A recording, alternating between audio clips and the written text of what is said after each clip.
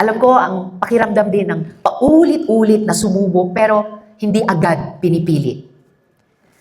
Nung una akong tumakbo para sa Senado, natalo ako. Tumakbo ko ulit. Natalo na naman ulit.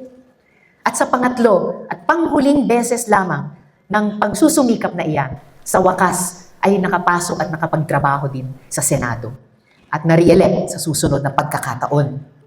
At dahil hindi tayo sumuko, marami tayong napanagot. At kahit ngayon, hindi natin tinatantanan ang mga kurakot.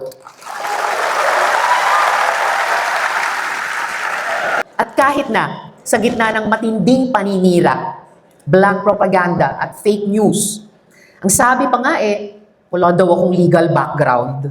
Well, naniniwala akong hinuhubog ako ng bawat pagsubok.